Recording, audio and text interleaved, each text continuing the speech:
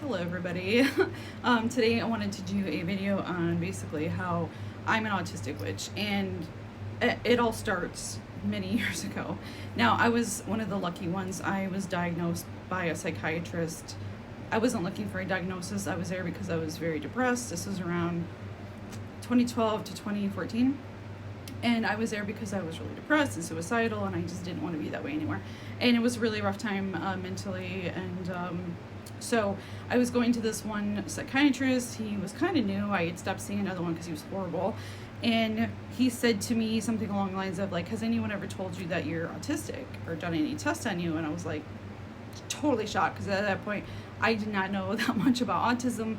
In my mind, I was thinking about people that are nonverbal. I did not understand that it was a spectrum, and that the spectrum is very wide. And autistic people, they present symptoms very differently, and women in particular and girls in particular present symptoms very differently than boys and men, which is why women often slip through the cracks of the system because they're not presenting the same symptoms, just like ADHD, which they're both considered neurodivergent.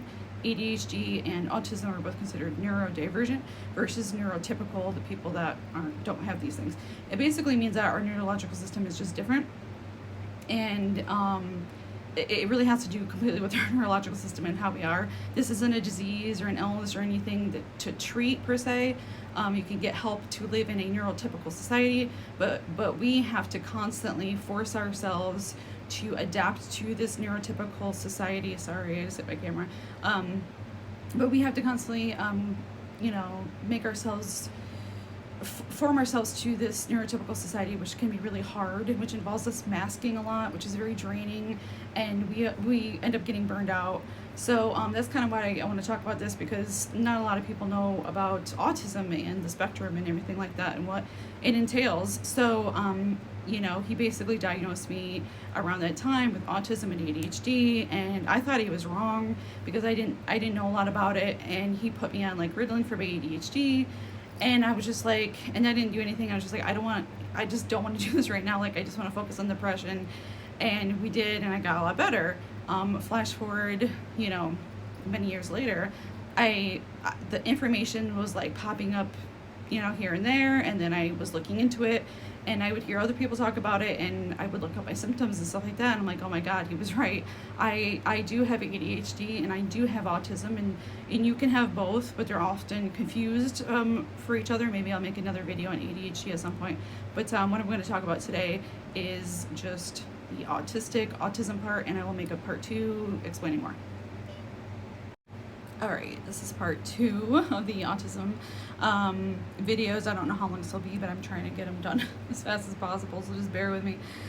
So right now I want to talk about some of the comorbidities of autism, and now any diagnosis I think can have these. A comorbidity is basically like a diagnosis that is made in addition to like the primary diagnosis. So in this case it would be a diagnosis of autism, and then things that kind of stem off of that. And some that are more common with girls and boys are things like anxiety, eating disorders, ADHD, depression, different sleep issues and disorders, OCD, anorexia. I think I said that one. I think that's all I can think of. But yeah, so these are kind of like offshoots or things that stem off of the autism. Maybe it's because of the way that we're treated in society, and this is how we are reacting neurologically and mentally. But it's pretty fucked up, and being autistic in this society is really hard, especially when you don't have a diagnosis and you don't have the education available to you. For a long time you feel like you don't fit into society and that you're an outsider, and you struggle a lot. And one of the things I always say is that it feels like you're hiking up a mountain or running up a mountain with a 200-pound backpack on, and your peers are running up the hill with no backpack, and you can't figure out why. Like, why is my load so heavy? Why don't they have a heavy load? Why don't they have a backpack? And why do I have it? I'm using it as an analogy because that's what it feels like to go through life with something like autism or ADHD or mental illness or whatever. And the thing is that when I was in school, they tested my IQ. They gave me these weird tests when I was young, and they said I had a very high IQ, and they wanted to put me ahead a grade. because I was way ahead of my peers, but I had that choice and I chose not to, which is dumb, which I didn't. But at the time I was just like really young and like, you know, really shy, and I was afraid that, you know, I would be leaving some of my friends and it would be really weird and scary for me, so I just chose to stay in my grade.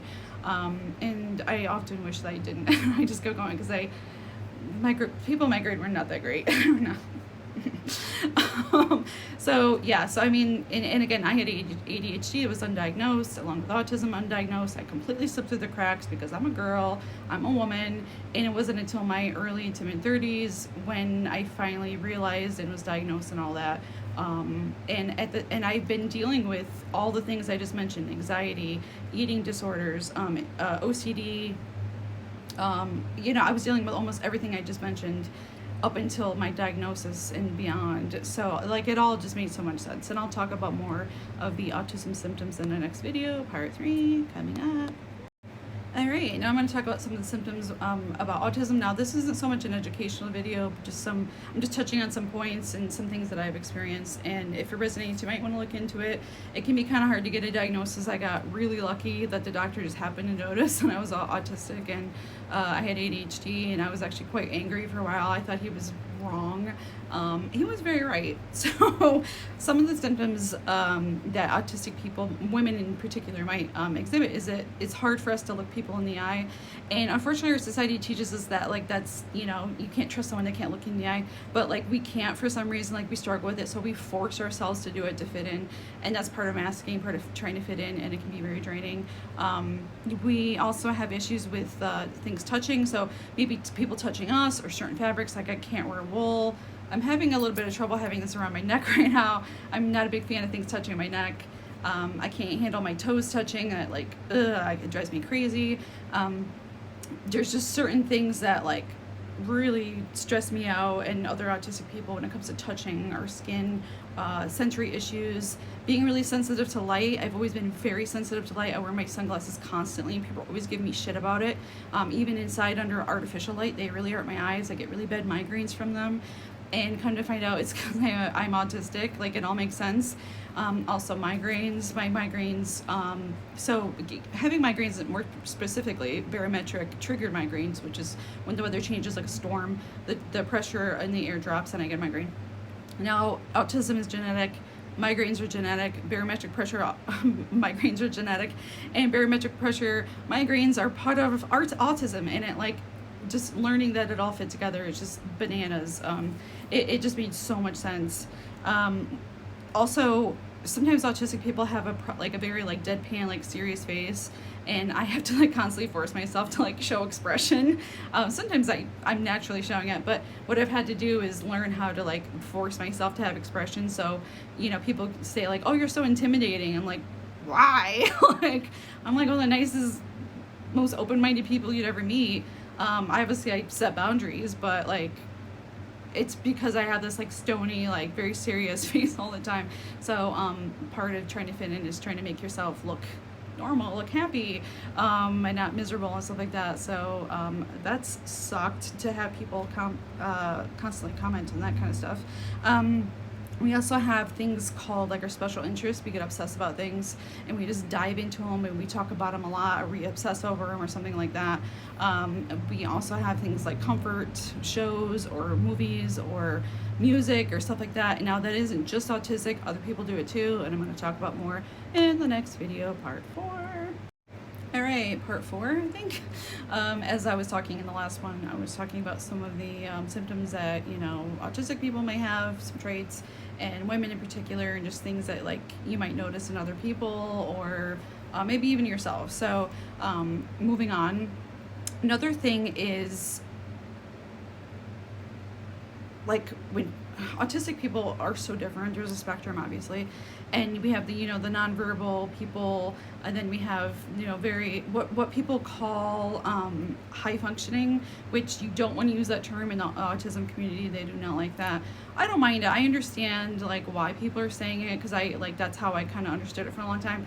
But you know, there's a lot to the autism community that, you know, I would suggest everybody look into, just just to know more about it, because it's very interesting, and we have to go through a lot of shit, and it's really hard sometimes.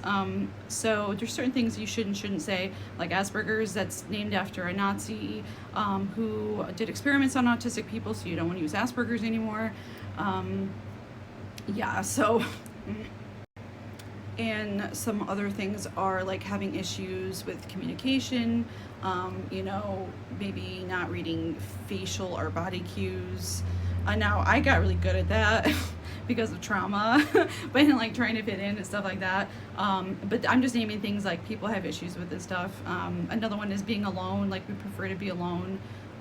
That's something I definitely have. I'm not a social person, really. I don't like being around other people. Crowds and people drain me quite a bit. Yeah, so another thing is that, you know, me in particular, but we have like certain routines and rituals that we do that we have to stick to. Like I have this certain morning routine. Like I don't know if it's an autistic thing or ADHD thing, but I have trouble eating food in the morning. I don't eat until like way later in the evening. All I have is like a protein shake or an Ensure and coffee and water and my cough tea, which I'll talk about in another video. And that's it. And then I just drink seltzer all day. And sometimes I'll have like, you know, some walnuts or just something to keep me by if I get a little bit hungry. But I've always had very bizarre eating habits. We tend to like pick around. ADHD people are like this too. We tend to just like snack, like scrounge and, you know, forage for food. We're not like big meal people. What else? You know, so our routines, like I get very stressed out when my morning routine gets interrupted. I have to do things a certain way. I have to have the same things to drink every day.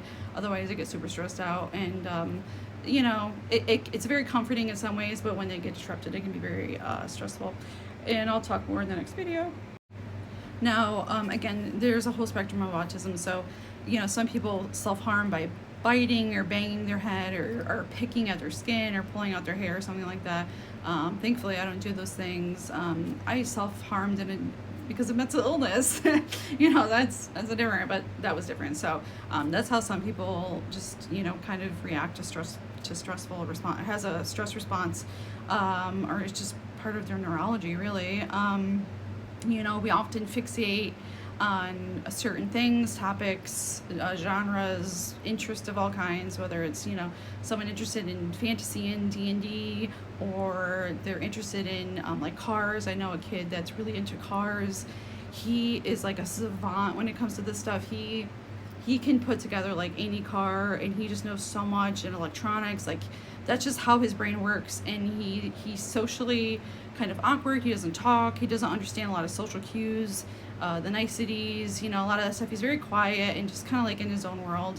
But I think his like mom and parents are kind of in denial that he's autistic, but he's definitely autistic. But he's a cool kid, man. I mean, like the things he can do, he's basically like a genius in that way. And so we all have our special interest areas that we like and that we can talk a lot about. But whereas when it comes to carrying on a conversation, it's either a skill we have to develop or it just never happens. So, you know, when you meet someone that's kind of like a little weird, a little off, or a little odd, chances are they might have something going on, like autism, for example, or something else. So try not to judge people. We're all kind of like in our own little worlds, just dealing with reality in the best way we can. What else? Sometimes people do certain movements or say words repetitive, like I'll go through the house and sing the same songs or quote movies, or like make weird sounds like screeching and squawking, and like there's like weird things that we do when we get excited or to comfort us as a form of stimming. So there's a lot of, you know, not so normal verbal and physical things that we do repetition wise. Also cricket legs, I don't know if you've ever heard of that before, but it's where you lay in bed and you rub your feet together because it's very soothing, and that's how I've been putting myself to sleep since I was a kid. And I never knew that that was autism, but it is. Now, I don't know if that happens to people that are not autistic. I just know that's like a pretty common thing among autistic people. You know, being very sensitive to certain sounds and smells and lights, that's another one. It really stresses us out and affects our nervous system and our just you know, it just messes us up because, you know, quite often we're just so sensitive and highly tuned, our body is, into our environment, and we just like feel things so much. Make a part 5 or all right, this is part like 6 or something. I hate that these are so long, but it's hard to get everything in. So I would suggest anyone interested in this kind of stuff to look into autism. There's a lot of great Facebook groups that you can learn a lot from, Instagram pages, TikToks. I've learned a ton about ADHD and autism through people on TikTok. And there's a lot of relatable stuff. So if you are autistic, or you have ADHD, or think you do, if I could talk, that'd be great. And that's another thing, I tend to talk very fast, and that's the autism in me. I've had to learn to slow down and articulate better, because I just like my brain's always going like really fast, and I just want to get it all out. So I've had to work on that, and I'm still working on it because I'm not that great at it. But yeah, there's a lot of great videos and information out there on the internet that's readily available. And considering the fact that it's so expensive to get diagnosed, a lot of people in the autism community consider that it's okay to self-diagnose, because getting a diagnosis can not only be very hard but also very expensive. And a lot of psychiatrists and doctors don't know a lot about autism unless you have someone that either has a lot of experience in it, they are autistic or have ADHD, or they specialize it. It's the chances that you're going to get diagnosed are pretty slim. And you know, I've heard of a lot of people going to various doctors or psychiatrists or whatever and saying, all right, I have all these symptoms, I think I have ADHD, or I think I have autism. And you're like, no, you don't. But like the person's like, yes, I do. And at the end of the day, only you know you the best. No one's ever going to know you better, and you better than you know yourself. So we believe in the autism community that self-diagnosis is valid, and it's a form of ableism when people say like, oh, you can't diagnose yourself when it comes to autism and ADHD, for example. Now obviously we can't write ourselves prescriptions, so like I'm on a ADHD medication. I've been diagnosed in the past, and I've been on medications that work in the past, and many years later I had to go on them more recently, and it's been life changing, and I wish I had done it sooner, but I was in denial and I just suffered. So obviously if you need a prescription, you need to have a diagnosis. And you have to see a doctor, and again, that's very expensive. Usually it's like $250 to $300 cash, because insurance doesn't cover it, to see a psychiatrist, and then another, you know, $50 to $100 to see a therapist or counselor, generally, and that's cash too. Most insurances don't cover that either. So we have a big mental health, you know, medical system, healthcare system problem in America. So it can be a little challenging, and I know that there are some, you know, organizations that can help with that and stuff. So it's definitely something worth looking into, but it can be very expensive to just get a diagnosis. So that's another part of the whole struggle. So anyways, to wrap this up, if you think this could be you, you know, look it up, research it. And if you know someone that is, you know me that is, and you know what, I'm going to make another video because I want to talk about how this affects my witchcraft. You know, I'm getting really sick of running out of time in these videos and having to make more of them. So what I mentioned in my last one is about how I wanted to talk about how the autism, me being autistic and, you know, neurodivergent plays into me being a witch and being a psychic. Now, I've also read in research and seen people talk about it, how, you know, autism can, you know, it has something to do with being, if not everyone obviously, but being psychic or more intuitive. You know, I definitely think that plays into it. And there's this great book called, what's the name of it? Damon? I'm gonna look it up. I'm gonna post it right here. And maybe even like put a picture of the book in there. But anyways, there's this guy, and I can't think of his name, but he wrote this book about daemons and your personal daemon and stuff like that. It's very interesting, and maybe I'll make a TikTok about that book at some point. But he talks about this correlation scientifically, medically, about epilepsy and migraines and spirituality and being psychic and having psychic visions and a whole bunch of other stuff. And it's super interesting because I have migraines. Migraines have given me like spiritual experiences and strange experiences. And to my family is also very psychic. It goes down through my grandfather's family line, his mother, him, my mom, me.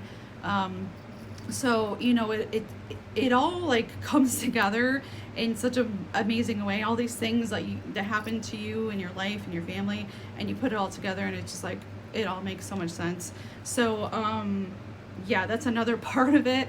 You know, there's so much to it, and it's very, very interesting. So I would definitely suggest that.